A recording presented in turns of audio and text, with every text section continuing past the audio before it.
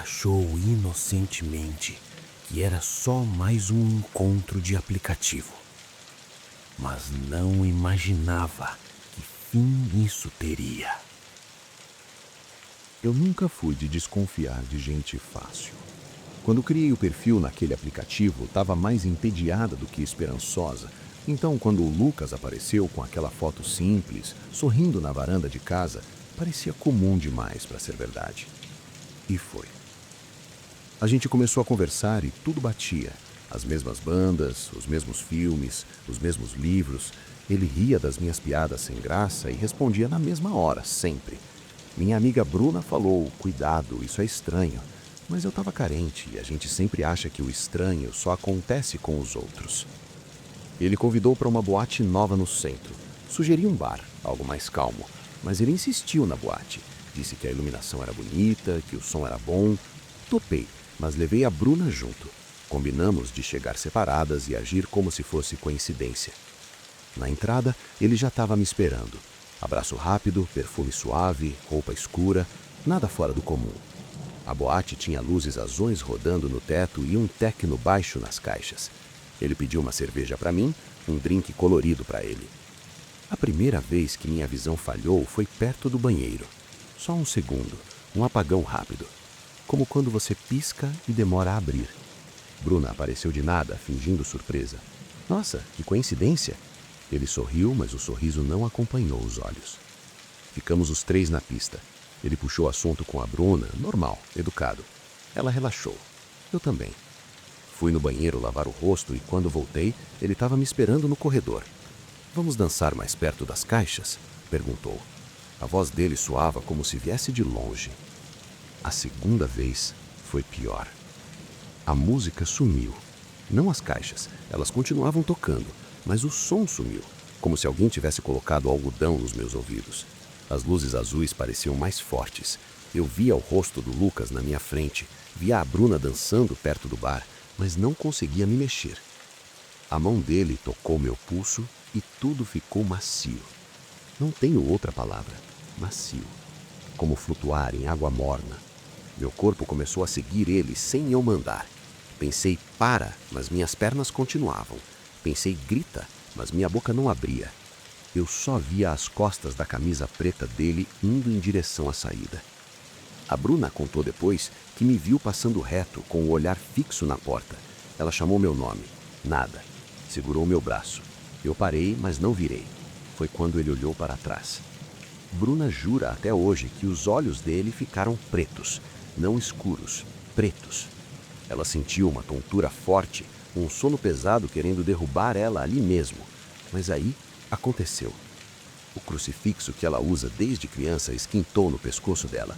Não queimou a pele, mas esquentou como se tivesse acabado de sair do fogo. Ela segurou ele com uma mão e me puxou com a outra. Eu acordei. Foi assim, um susto seco. Estava na calçada, com a Bruna me segurando e o Lucas parado a 3 metros nos olhando.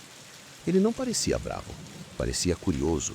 Inclinava a cabeça igual quem estuda um inseto. A gente vai chamar a polícia, a Bruna falou, mas a voz tremia. Ele riu, um riso baixo, curto, e entrou num carro que estava parado no escuro com o motor ligado. Não vi quem dirigia, não vi a placa. Voltamos para casa de Uber, sem conversa. Só no outro dia, tomando café, a Bruna me contou tudo. Eu não lembrava de quase nada depois da segunda música. Ela me mostrou o crucifixo, estava com uma mancha escura no metal, como se tivesse oxidado de repente. Nunca mais entrei naquele aplicativo, mas de vez em quando passo perto de alguém com perfume suave ou vejo uma camisa preta num corredor escuro, sinto a mesma tontura leve, como se algo ainda tivesse me segurando pelo pulso, esperando eu esquecer de piscar. Se você está gostando dessa atmosfera sombria ao som da chuva, deixe seu like e me conte nos comentários de onde você está assistindo e que horas são aí. Quero saber em que parte do mundo essa história está chegando. Meu tio-avô faleceu no inverno passado. Homem estranho, vivia sozinho, quase não frequentava almoços de família. Quando o advogado me ligou dizendo que eu estava no testamento, achei que fosse dinheiro. Sempre ouvi boatos que ele tinha guardado uma boa quantia. Não era dinheiro. Era uma chave, pequena, enferrujada, com um papel escrito Boate Central, Portaria 3.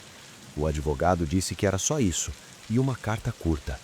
Você sempre gostou de música, agora cuida pra mim. Não fazia sentido. Eu nunca fui de balada, sempre preferi ficar em casa. Mas a chave ficou na minha gaveta por meses, até que uma amiga me convidou para conhecer a tal boate. Resolvi levar a chave, mas por curiosidade. A portaria 3 não era uma porta. Era um corredor estreito ao lado da pista principal, escondido atrás de uma cortina velha. Experimentei a chave na única fechadura que encontrei. Ela girou. Dentro era uma salinha minúscula. Mesa, cadeira quebrada, um quadro na parede e um microfone antigo, daqueles de rádio, em cima da mesa. Pensei em ir embora, mas uma mulher passou pelo corredor e perguntou: "Você é o novo?" Respondi que não, que era só sobrinha do antigo dono da chave. Ela me olhou estranho. Antigo não, o turno da noite. Seu tio trabalhava aqui todo sábado, fazia o som ambiente. Fui descobrindo aos poucos. Meu tio-avô passou 30 anos, todo sábado, naquela salinha, das 23 às 5 horas, sentado na cadeira quebrada, só ouvindo o som que vinha da pista. Não fazia nada além disso, só ficava lá. No sábado seguinte, resolvi experimentar, só uma vez, para entender. Sentei na cadeira, coloquei o fone velho de lado e fiquei ouvindo a música abafada. Depois de 1 hora, comecei a perceber algo estranho. A música da pista não variava. Os mesmos graves, os mesmos agudos, num loop perfeito, como se o tempo não passasse lá dentro. Olhei o relógio. 2h17. No celular, 13h40. Meu corpo suou frio. Tentei levantar, não consegui. Não era fraqueza, era como se o assento me segurasse. Aí ouvi a voz dele, meu tio-avô, sussurrando no meu ouvido. "Agora você entende. Eles precisam de alguém aqui, senão a música para." Quem são eles? Tentei perguntar, mas minha boca não se movia. Foi quando reparei na parede. O quadro não era uma pintura, era uma janela falsa, e atrás dela rostos, muitos rostos, pressionados contra o vidro, olhando para a pista de dança. Os dançarinos não viam, mas eles estavam ali, centenas, ouvindo a mesma música em loop, esperando. Consegui me levantar 5h01, quando a boate fechou. Corri para a saída sem olhar para trás. Passei uma semana sem dormir. Na sexta, minha campainha tocou. Um envelope no chão. Dentro, a mesma chave. E um bilhete. "Você esqueceu isso.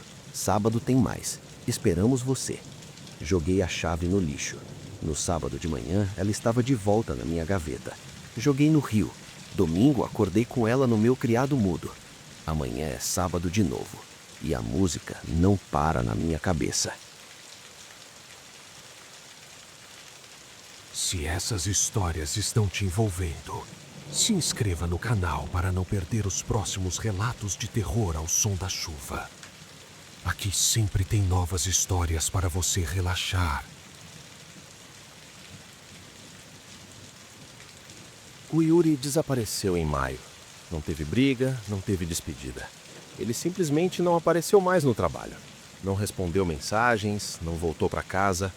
A polícia fez o básico. A família colocou cartaz. E a vida seguiu. Pelo menos tentou. Yuri era meu melhor amigo desde a faculdade. A gente trabalhava no mesmo lugar, morava perto, dividia os finais de semana. Ele era o tipo de pessoa que equilibrava tudo.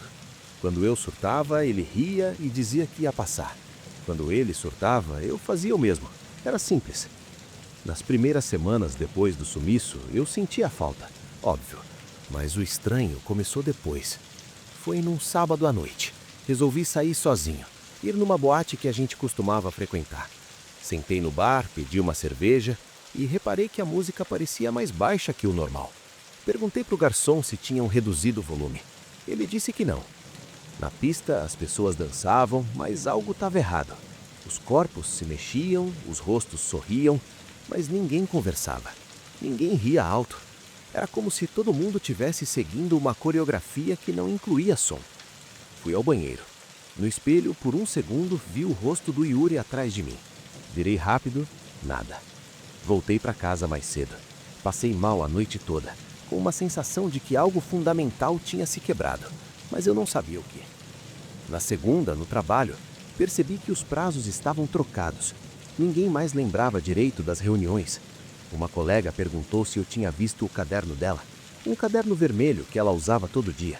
Disse que não. Ela chorou. Disse que não lembrava mais onde guardava as coisas. Na terça, minha mãe me ligou perguntando se eu tinha mudado de número. Falei que não. Ela disse que estranhou porque nas últimas semanas, quando ligava, caía direto na caixa postal. Detalhe, eu não tinha nenhuma ligação perdida dela. Quarta, fui na casa do Yuri. A família tinha deixado tudo como estava. Entrei no quarto dele, parecia congelado.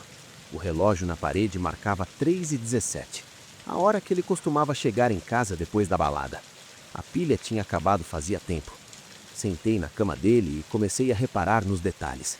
A agenda em cima da mesa, uma caneta aberta, o copo com resto de água. Parecia que ele tinha saído para comprar pão e nunca mais voltou. Foi quando vi a playlist. Uma lista de músicas escrita à mão, no papel. Do lado, uma anotação. Para a balada de sábado. Não esquecer o ritmo certo. Perguntei para a mãe dele se Yuri costumava ir em alguma boate específica. Ela disse que sim. A tal do centro. A mesma que eu tinha ido no sábado. Sábado de novo. Voltei lá. Dessa vez prestei atenção em tudo.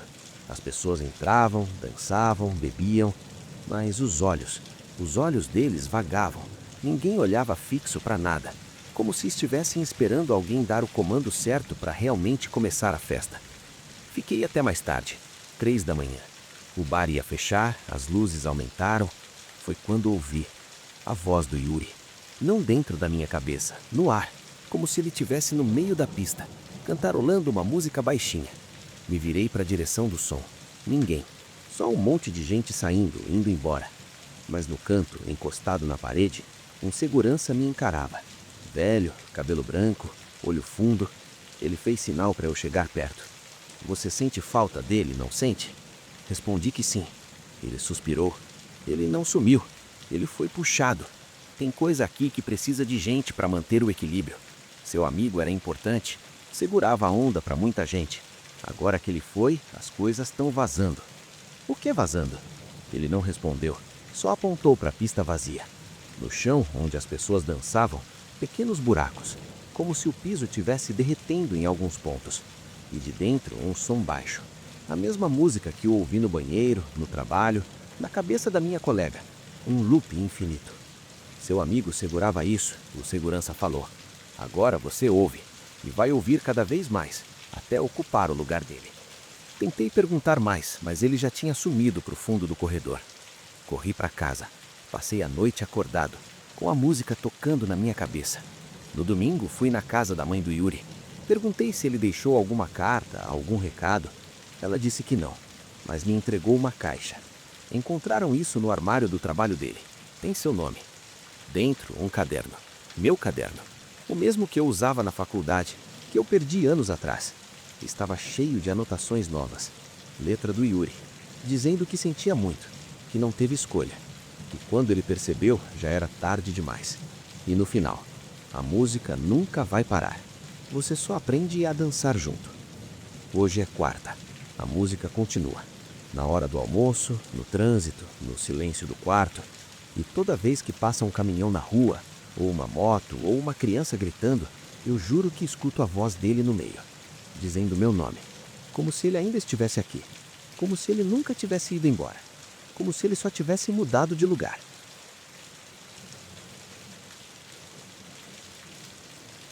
Minha avó sempre falou para não entrar em lugar nenhum de cabeça baixa. Ela dizia isso quando eu era criança, toda vez que passávamos por uma igreja ou por um terreiro.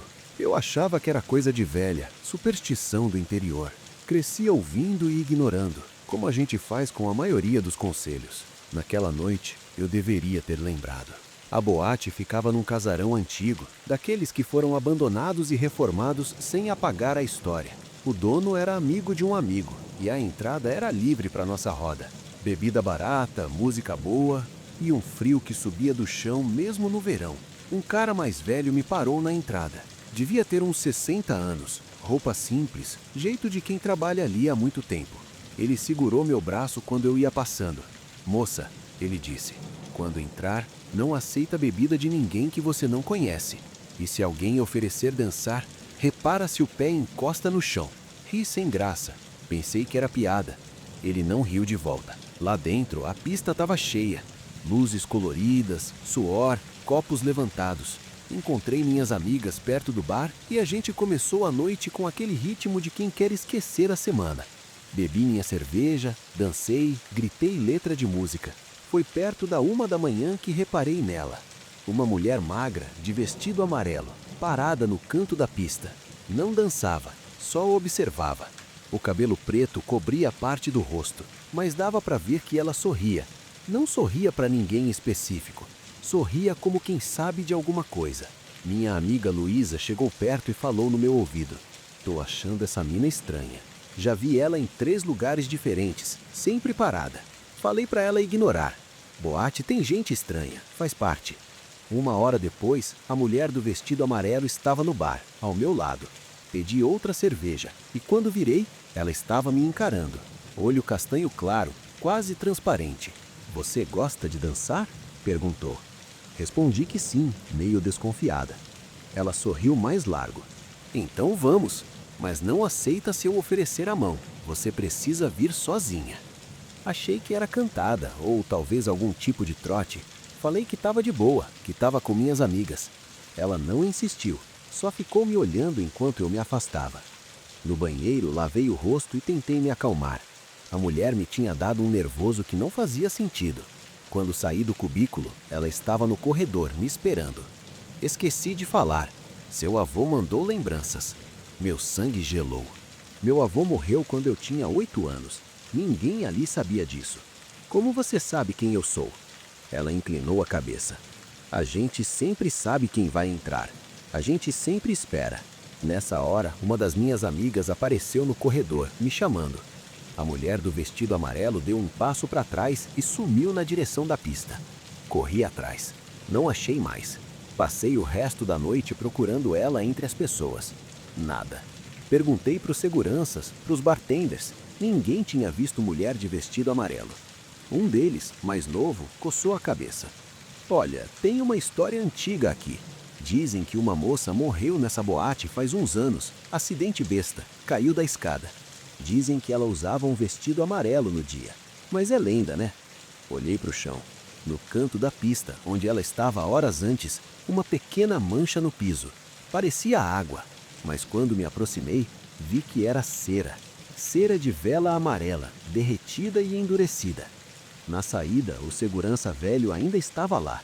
Ele me viu passar e acenou com a cabeça. Agora entendeu? Perguntou. Parei. Entender o quê? Por que não pode entrar de cabeça baixa? Se você tivesse olhado para o chão quando ela ofereceu a mão, teria visto que não tinha pé embaixo daquele vestido. Entrei no carro sem responder. Só fui respirar de verdade quando cheguei em casa. Tomei banho, deitei, tentei dormir. Foi quando reparei no meu pulso. Uma marca vermelha, fininha, comprida, como se alguém tivesse segurado ali com força. Mas ninguém me tocou. Ela não tocou. No dia seguinte, mandei mensagem para o segurança perguntando mais sobre a história. Ele respondeu simples.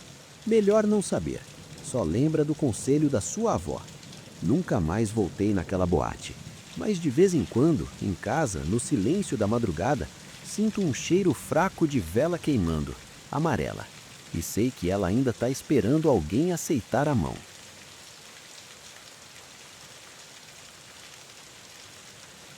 O Wagner desapareceu num domingo de manhã, mas ninguém soube explicar direito quando foi a última vez que alguém realmente viu ele. Eu fui um dos últimos, pelo menos foi o que me disseram. Trabalhávamos juntos numa empresa de logística, nada glamouroso. Ele era o tipo de cara que fazia piada com tudo, que enchia o ambiente de barulho. Irritava metade do escritório, mas a outra metade ria junto. Eu estava na metade que ria. Na sexta à noite, a gente foi para uma boate no centro. Nada planejado. Só um grupo do trabalho que resolveu esticar depois do ponto. Bebemos, dançamos, perdemos a hora. O Wagner estava especialmente animado, comprando bebida para geral, contando as mesmas piadas de sempre. Perto das 3 da manhã, fumei um cigarro na área externa. Ele apareceu do nada e encostou no muro ao meu lado. "Tô achando que vou parar de vir nesses lugares", ele disse. Perguntei por quê. Ele demorou para responder. Ficou olhando para a entrada da boate, onde as pessoas entravam e saíam. "Sei lá, toda vez que eu venho parece que deixo um pedaço aqui. Você sente isso?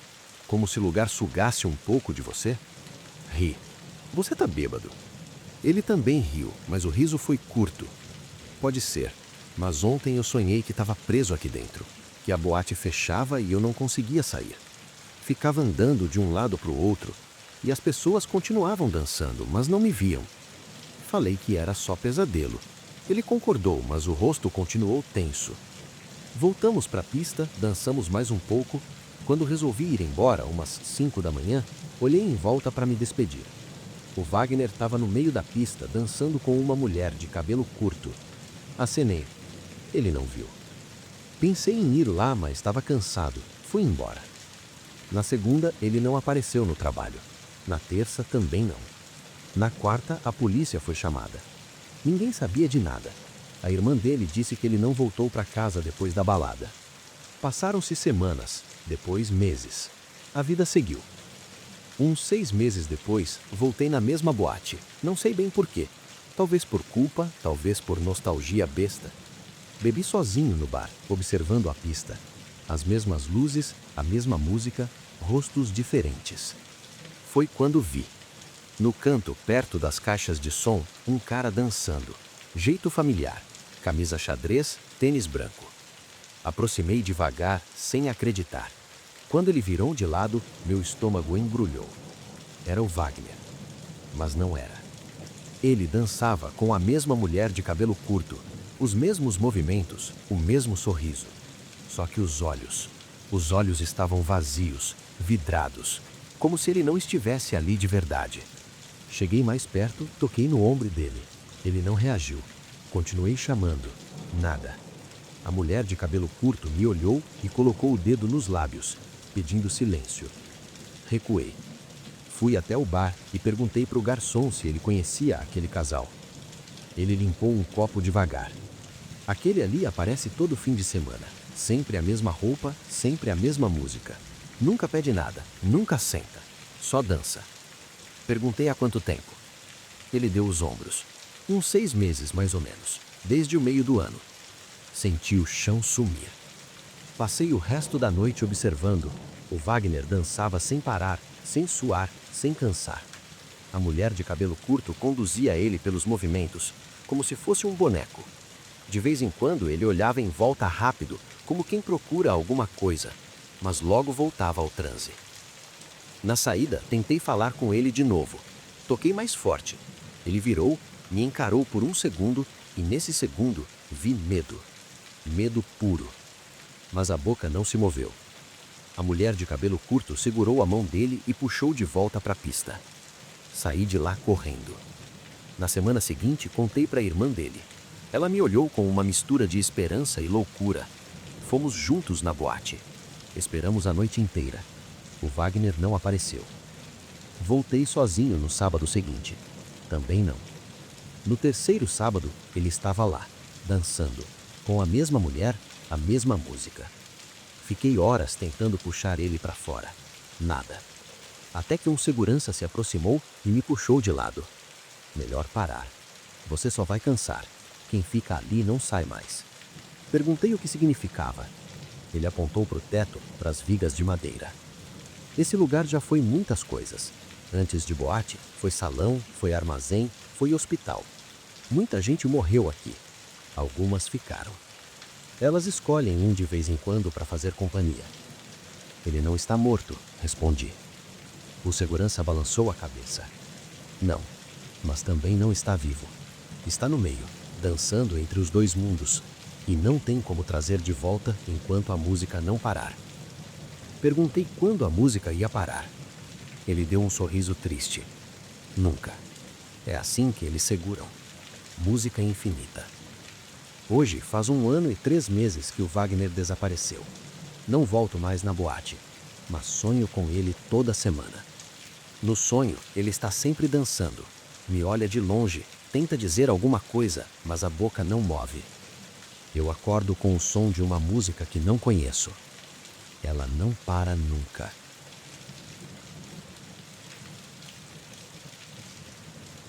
A primeira vez que eu vi a voz da Kátia depois do acidente foi no chuveiro.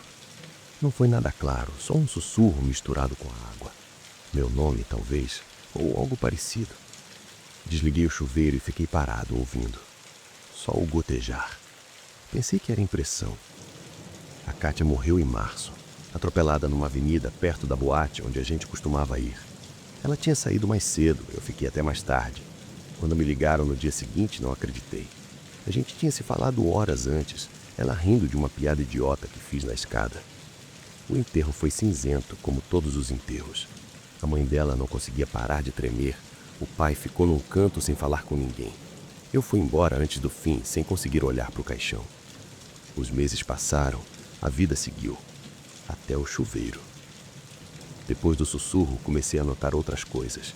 O celular perdia carga mais rápido em casa. A televisão ligava sozinha de madrugada, num volume baixo, quase inaudível. Nada assustador, pequenos incômodos. Até que uma noite, voltando do trabalho, passei em frente à boate. O letreiro piscava, as mesmas luzes de sempre. Parei o carro do outro lado da rua e fiquei olhando. Lembrei da Kátia dançando, do jeito que ela jogava a cabeça para trás quando ria. Foi quando vi, no segundo andar do prédio, numa janela que eu sempre achei que fosse depósito, uma luz acendeu e atrás do vidro uma silhueta, magra, cabelo comprido, acenando. Engatei a marcha e fui embora rápido. Na semana seguinte, contei para uma amiga em comum. Ela me olhou estranho. Você sabe que a Kátia nunca ia para o segundo andar, né? A gente sempre ficava na pista. Respondi que sim, que sabia. Ela completou. E aquela janela não existe. O segundo andar foi lacrado faz anos. Desabou uma parte, ninguém usa. Passei o fim de semana remoendo. Na segunda, voltei lá. Dessa vez entrei. A boate estava vazia, só os funcionários arrumando para o fim de semana. Perguntei sobre o segundo andar. O gerente me olhou desconfiado, mas respondeu. Lacrado desde 2018. Teve um acidente, uma moça caiu da escada. Depois disso, fechamos. Uma moça? Ele confirmou. Frequente. Não sei o nome, mas caiu, bateu a cabeça, morreu na hora. Perguntei quando. Ele disse março. Março do ano passado. O mesmo mês da Kátia. Mostrei foto dela no celular. Ele demorou para responder. Parece... Mas a moça do acidente usava cabelo mais curto e tinha uma tatuagem no braço. Ela não tem. Não entendi nada. Voltei para casa com mais perguntas que respostas. Naquela noite a voz voltou. Dessa vez mais clara. Não no chuveiro, no quarto. Acordei com ela sussurrando perto do meu ouvido. Você ainda vai lá? Respondi sem pensar, ainda sonolento. Vou. Acordei de verdade, com o susto de ter respondido. Na quinta, fui até a boate de novo. Entrei, circulei, tentei achar alguma pista. Nada. Até que um segurança velho me puxou num canto. Você é o namorado da Kátia, né? Expliquei que era amigo. Ele balançou a cabeça. Ela volta toda noite. Sobe para o segundo andar e fica na janela, esperando alguém. Meu coração acelerou. Mas o segundo andar, ele me interrompeu. Existe. Só não existe para quem não precisa ver. Quem morreu ali fica. E ela quer companhia. Perguntei como subir. Ele apontou uma escada nos fundos, escondida atrás de uma cortina. Sobe se quiser, mas não sei se desce do mesmo jeito. Subi. A escada rangeu em cada degrau. O ar ficava mais frio a cada passo. No topo, um corredor comprido, portas de ambos os lados. A última estava entreaberta, luz saindo por ela. Empurrei devagar. Era uma sala pequena, uma cama, uma cadeira, uma janela. E na janela, de costas para mim, uma figura de cabelo comprido. Ela se virou. Era a Kátia, mas não era. O rosto era o mesmo, os olhos não. Eram escuros demais, fundos demais. Ela sorriu e o sorriso não alcançava nada. Você demorou, disse a voz saindo como se viesse de um poço. Tentei falar, mas a garganta fechou. Ela deu um passo na minha direção. Não precisa ter medo. Eu só queria que você visse, que você soubesse que eu ainda tô aqui. Você não é ela, consegui dizer. Ela parou, inclinou a cabeça. Não, mas também sou. É complicado. A Kátia foi embora. Eu fiquei. Uma parte dela. A parte que não quis ir. Outro passo, mais perto. Fica comigo um pouco. A noite é longa e eu canso de olhar a rua sozinha. Recuei. Minhas costas bateram na parede. Ela estendeu a mão. A pele era cinzenta, fria. Só um pouco. Depois você volta. Pensei na Kátia de verdade. No riso dela, no jeito que ela jogava a cabeça para trás. Pensei que ela nunca ia querer que eu ficasse preso ali. Desviei da mão e corri. A escada pareceu infinita. Os degraus sumiam e voltavam. Eu corria e não chegava ao fim. Até que uma mão segurou meu braço e me puxou. Acordei no chão da boate, perto da entrada. O segurança velho me olhava de cima. Falei que não sabia se descia do mesmo jeito. Ele disse. Me ajudei a levantar. Meu braço doía onde ela segurou. Nunca mais voltei lá. Mas de vez em quando, em casa, sinto um cheiro familiar. O perfume da Kátia. E a voz no chuveiro continua. Só que agora, ela não chama mais meu nome. Só repete baixinho. Você volta. Você sempre volta. A primeira pessoa que me alertou foi a moça da lanchonete em frente. Eu tinha acabado de estacionar o carro, eram umas 11 da noite, e resolvi comer alguma coisa antes de entrar. Ela veio com o café e o misto quente e ficou me olhando. Vai na boate hoje? Perguntou. Confirmei. Era aniversário de um amigo, a gente ia passar a noite lá. Ela baixou a voz. Toma cuidado e não aceita ir para o segundo andar com ninguém. Ri sem graça. Segundo andar, pensei que só tivesse pista. Tem, mas não é para todo mundo. Quem sobe, desce diferente. Paguei e entrei no carro sem dar muita bola. Gente de lanchonete sempre tem uma história para contar. Lá dentro, a boate estava cheia. Encontrei a turma perto do bar. Bebemos, rimos, dançamos. Noite normal. Até que o segurança me parou no caminho para o banheiro. Ele era novo, aparentava uns 30 anos, mas o olhar parecia mais velho. Segurou meu braço leve. Você é amigo do aniversariante? Perguntou. Sou? Respondi. Ele fez que sim com a cabeça. Então fica de olho nele e não deixa subir. Subir onde? Perguntei. Ele não respondeu, só seguiu andando. Na volta do banheiro, comentei com o pessoal. Meu amigo Anselmo riu. Segurança doido. Esses caras inventam cada uma. Uma das meninas do grupo, a Renata, ficou séria. Minha tia falou a mesma coisa, disse. Falou que essa boate tem fama antiga, que quem sobe sozinho não desce mais. Perguntei que história era essa. Ela deu de ombros. Não sei. Ela só falou para nunca subir escada aqui. A noite seguiu. Bebemos mais, dançamos mais. Por volta das 2, o Anselmo sumiu. Procuramos no bar, no banheiro, na pista. Nada. O celular dele chamava e ninguém atendia. Perguntei para um segurança. Ele apontou para o fundo. Subiu faz uns 20 minutos. Meu estômago gelou. Subiu onde? Ele apontou uma escada estreita, escondida atrás de uma cortina vermelha. Corri para lá. No pé da escada, uma mulher parada. Devia ter uns 40 anos, vestido preto, cabelo preso. Ela não deixou eu passar. Espera, disse.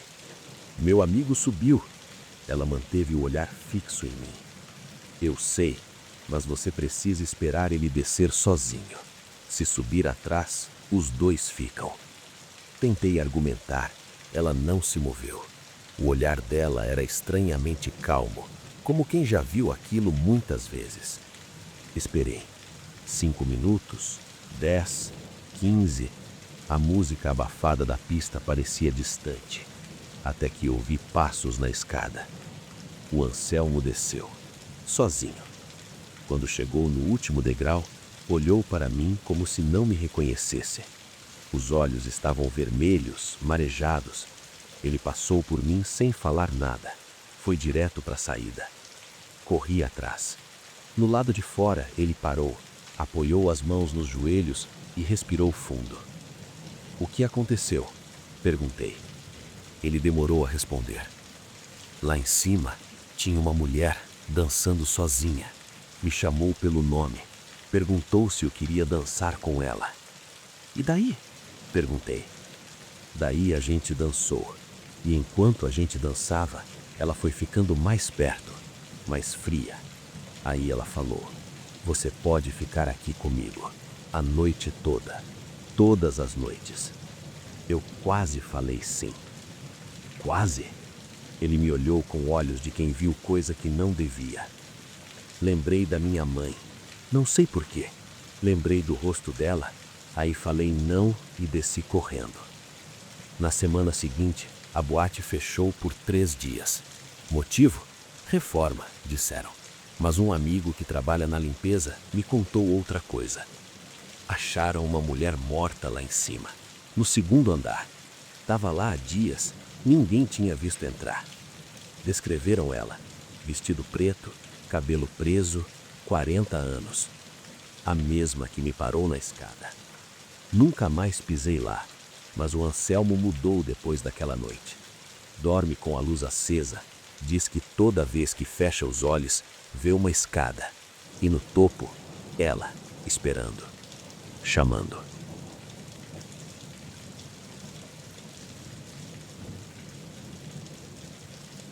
Minha tia Margarida morreu em janeiro e ninguém da família ficou surpreso.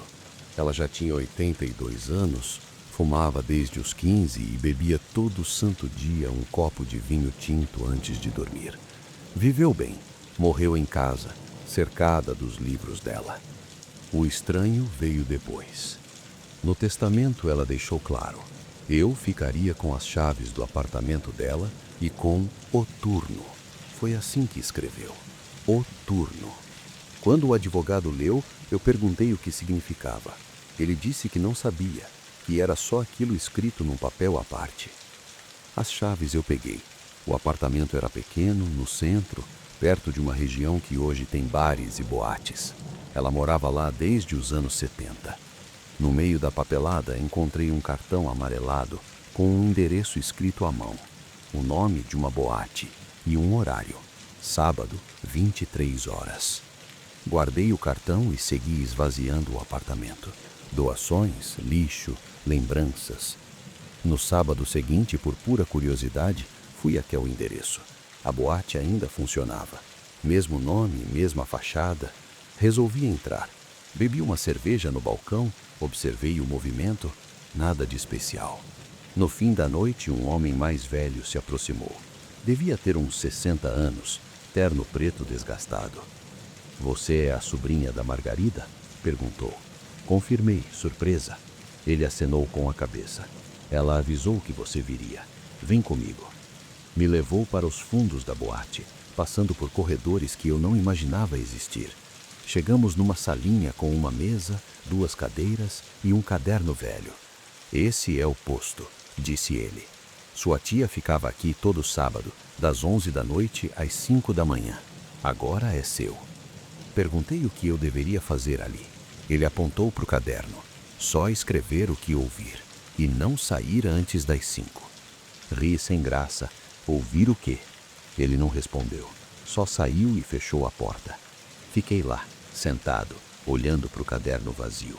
A música da boate chegava abafada. Depois de 1 hora, comecei a ouvir outra coisa. Sussurros, muitos, como se várias pessoas falassem ao mesmo tempo, bem perto do meu ouvido. Não dava para entender palavras, só sons. Peguei o caderno e comecei a escrever o que parecia fazer sentido. Nomes, datas, pedidos. Maria, 1978. Quer flores. José, 1983. Quer notícias do filho. Helena, 1995. Quer uma vela acesa. Escrevi até minhas mãos doerem. Quando olhei para o relógio, eram 5 da manhã. Os sussurros pararam na mesma hora. O homem do terno preto abriu a porta. Bom trabalho. Semana que vem tem mais.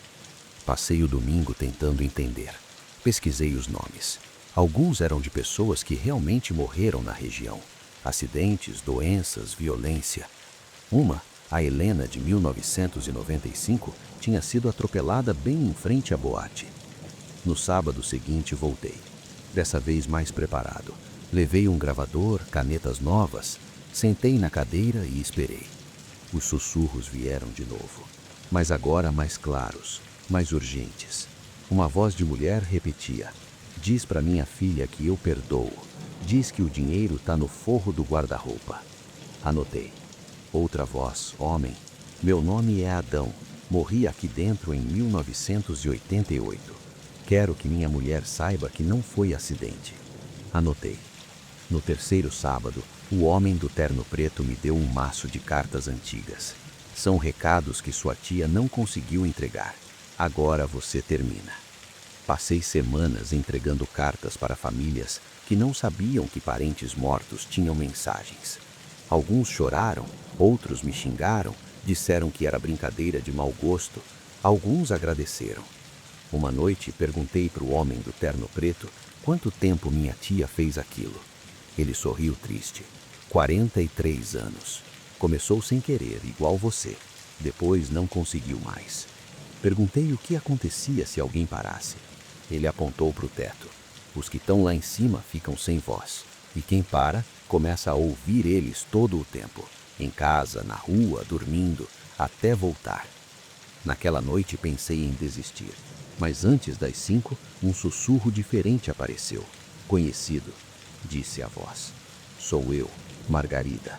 Tô bem, mas preciso que você entregue uma última coisa para mim. Perguntei o quê? Um recado para mim mesma. Diz que eu posso descansar agora, que você vai ficar no meu lugar. Minha garganta fechou. Titia, faz isso por mim.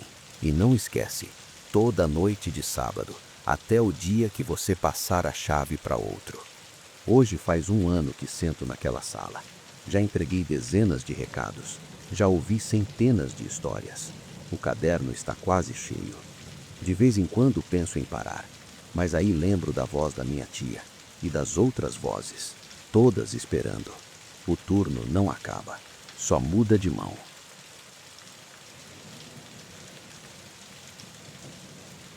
O João trabalhava comigo no depósito. Ele era o tipo de cara que ninguém notava muito, mas que estava sempre por perto. Silencioso, eficiente, com um olhar que parecia ver além do que a gente falava. Uns 3 meses antes de tudo acontecer, ele começou a agir estranho.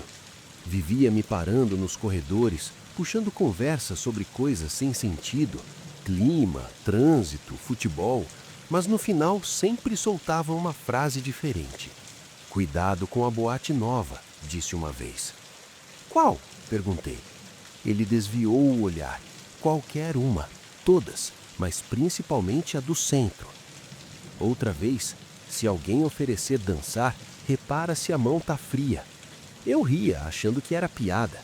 Ele não ria de volta. Na última semana, antes de desaparecer, ele me chamou no intervalo do almoço. Tava nervoso, suando frio, segurou meu braço com força. Você precisa me ouvir. Eu não vou estar aqui semana que vem, mas o que vou te falar agora é importante. Perguntei o que era. Ele baixou a voz. A boate que você vai sábado, não vai. Inventa uma desculpa, fica doente, faz qualquer coisa, mas não entra lá. Como você sabe que eu vou sábado? Perguntei. Ele sorriu triste, porque eu sei de tudo e porque você não é o primeiro que eu aviso. No sábado eu fui, não por teimosia, porque era aniversário de um amigo e eu não queria decepcionar. Pensei no João, pensei nos avisos, mas no fim o medo pareceu distante no meio da música e da cerveja. A boate era legal, luzes coloridas, pista cheia, som alto, dancei, bebi, ri, tudo normal. Até que vi uma mulher parada no canto. Ela me olhava fixo, não dançava, não mexia a cabeça, só observava. Quando nossos olhos se encontraram, ela sorriu, Era um sorriso lento, estranho. Desviei o olhar e fui pro bar. Pedi uma cerveja, o garçom demorou a servir. Quando entregou, falou baixinho. Ela tá te olhando ainda. Quem? Perguntei. Ele não respondeu, só apontou com o queixo. A mulher tinha se aproximado. Agora estava a poucos metros. Vestido preto, cabelo escuro, pele muito branca. Ela acenou, chamando. Recusei com a cabeça. Ela não pareceu se importar. Só continuou parada, esperando. Passei a noite inteira evitando olhar para a direção dela. Quando a boate fechou, respirei aliviado. Fui para casa, dormi e no dia seguinte, segunda-feira, o João não apareceu no trabalho. Nem terça, nem quarta. Na quinta, a polícia veio. Desaparecido. A família não sabia de nada. Os colegas não tinham pistas. Eu fiquei calado sobre os avisos. Uma semana depois, voltei na boate. Não sei explicar porquê. Talvez culpa, talvez curiosidade. Entrei, circulei e lá estava ela, a mesma mulher, no mesmo canto, me olhando. Dessa vez eu fui até lá. Quem é você? Perguntei. Ela inclinou a cabeça. Alguém que espera. Espera o quê? Companhia. Seu amigo João entendeu. Ele ficou um tempo aqui, depois foi. Meu coração acelerou. João esteve aqui? Ela confirmou. Ele veio atrás de mim, achou que podia ajudar, mas ninguém ajuda, só fica. Onde ele está agora? Ela apontou para o teto. Lá em cima, dançando. Quer ver? Recuei. Ela riu baixinho. Você é igual aos outros, tem medo, mas a curiosidade sempre vence. Semana que vem você volta e vai subir. Saí correndo. Na segunda, fui na casa da mãe do João. Contei tudo. Ela me ouviu em silêncio, sem chorar. No final, pegou uma carta na gaveta. Ele deixou isso para você. Disse que se alguém aparecesse com histórias estranhas, era para entregar. Abri a carta, a letra era trêmula. Se você tá lendo isso, é porque viu ela. Não volta lá. Por mais que ela chame, não volta. Eu tô bem, mas não posso mais sair. Eu escolhi seguir achando que salvava alguém. Não salvou. Agora danço toda noite. Me perdoa.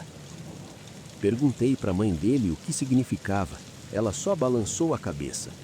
Nunca mais voltei na boate, mas sonho com o João toda semana. No sonho, ele dança sozinho, no meio da pista. Me olha de longe e balança a cabeça, como quem diz, não vem. Eu acordo com vontade de ir, de ver ele de novo, de entender. Mas a carta está na minha gaveta, e toda vez que penso em voltar, leio a última frase. Me perdoa.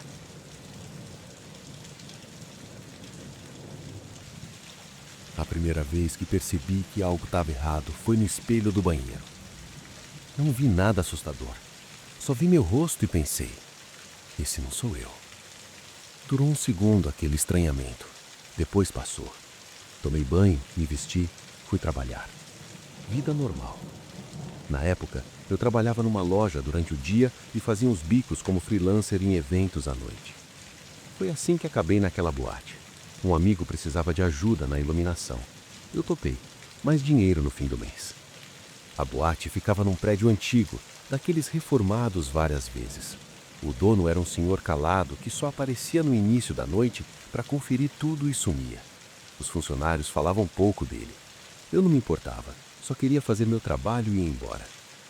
Na primeira semana, tudo normal. Na segunda, comecei a notar. O relógio na parede dos fundos sempre marcava o mesmo horário, 3h17. Achei que era pilha fraca, troquei. No dia seguinte, 3h17 de novo. Troquei de novo, 3h17. Falei com o gerente. Ele deu de ombros. Esses relógios antigos são assim. Na terceira semana, passei a ouvir passos no corredor vazio. Sempre que eu ia ver, não tinha ninguém. Passos secos, como salto alto em madeira. Mas a boate estava fechada, só eu e mais um técnico. Perguntei para o técnico se ele ouvia. Ele disse que não. Me olhou estranho. Na quarta semana, comecei a perder a noção do tempo. Tipo assim, eu entrava na boate às 8 da noite para preparar os equipamentos. Olhava para o relógio, eram 8h05. Fazia uma checagem rápida, olhava de novo, 11h30. Horas que sumiam. O pior era em casa. Acordava no meio da madrugada sem saber onde estava. Minha mão direita às vezes não obedecia. Ficava dormente, mas não era dormência. Era como se ela tivesse esquecido como mexer. Fui ao médico, exames normais. Estresse, ele disse. Ansiedade. Na 5ª semana, a mulher apareceu. Ela estava no meio da pista vazia durante um teste de som. Eu ajustava os refletores e vi uma silhueta parada. Desci da escada, fui até lá. Ninguém. Subi de novo. Ela estava em outro lugar, mais perto. Desci correndo. Dessa vez, ela não subiu. Ficou me olhando. Vestido claro, cabelo comprido, rosto. O rosto não conseguia focar, como se fosse feito de neblina. Quem é você? Perguntei. Ela não respondeu, só apontou para o teto. Olhei para cima, nada. Quando olhei de volta, ela estava a 1 palmo do meu rosto. Acordei no chão com o técnico me chamando. Desmaiou, cara? Bateu a cabeça? Não lembrava de ter desmaiado. Lembrava dela, do rosto sem rosto. Na 6ª semana, parei de dormir. Toda vez que fechava os olhos, via a pista da boate. Via as luzes girando, via pessoas dançando. Mas as pessoas não se mexiam direito. Ficavam paradas, oscilando leve como plantas dentro d'água. No meio delas, a mulher me olhava. Comecei a anotar tudo. Num caderno descrevia cada alucinação, cada som, cada horário. As anotações ficavam confusas, palavras repetidas. Ela, escrito 1000 vezes na mesma página. Na 7ª semana, voltei na boate num dia que estava fechada. Entrei com a chave que o dono tinha me dado. Queria provar para mim mesmo que era só cansaço, só imaginação. Andei pela pista vazia. Silêncio. Meus passos ecoavam. Fui até o fundo, onde ficava o antigo escritório. A porta estava entreaberta. Empurrei devagar. Dentro, uma mesa, uma cadeira. E na parede, fotos. Muitas fotos. Todas de pessoas que trabalharam ali. Técnicos, bartenders, seguranças. Alguns sorrindo, outros sérios. No canto, uma foto minha, com data de 2 meses atrás. Abaixo, escrito à mão. Atual. Meu coração disparou.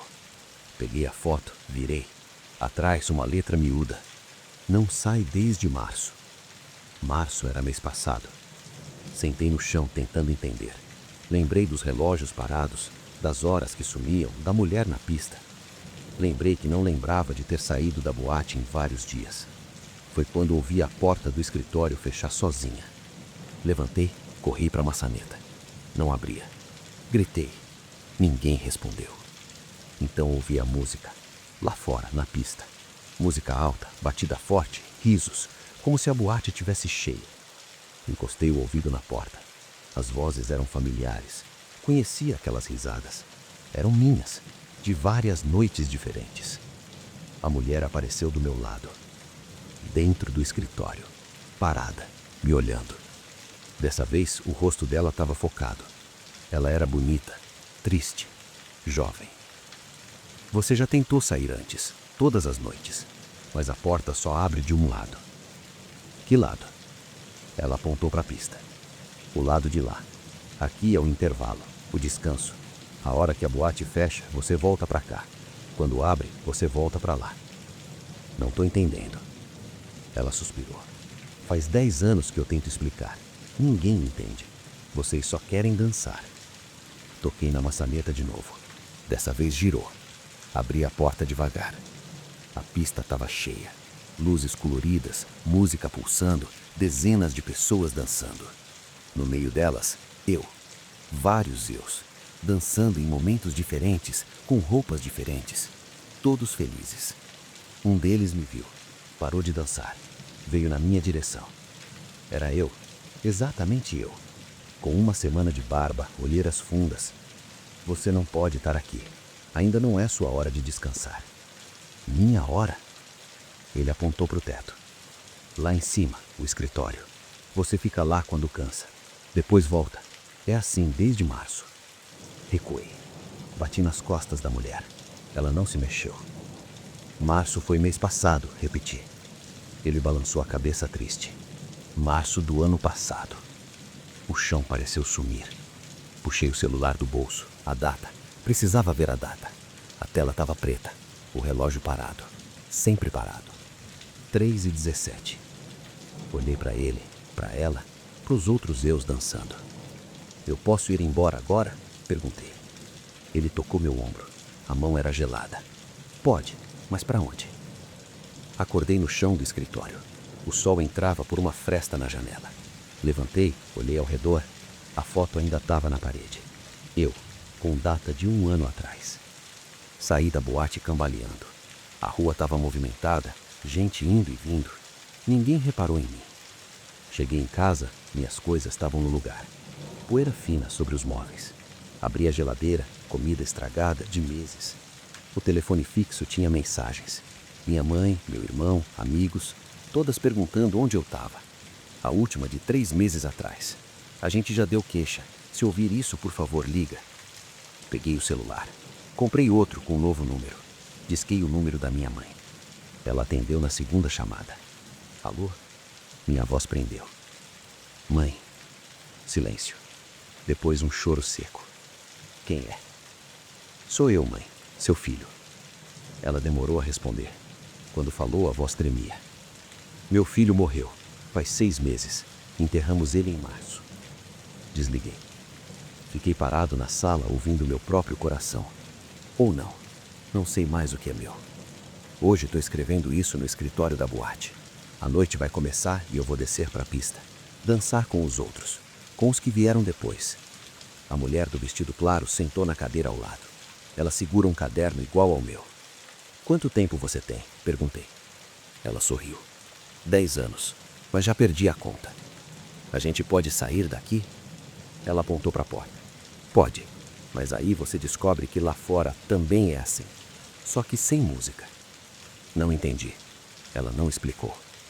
Lá fora a boate já encheu. A música começa a pulsar. Vou descer. Dançar um pouco, depois volto para o escritório, escrevo mais um pouco. Meu nome é Eduardo. Ou era. Agora só mais um que esqueceu de sair na hora certa. Se alguém ler isso, não vem me procurar. Não adianta. A porta do escritório abre toda noite, mas só de um lado. Ainda acordado? Então aproveita e deixa seu like, se inscreve no canal e comenta de onde você está assistindo. Mas calma, eu preparei mais um vídeo para tentar te fazer dormir. Ele já está na tela. Te espero lá.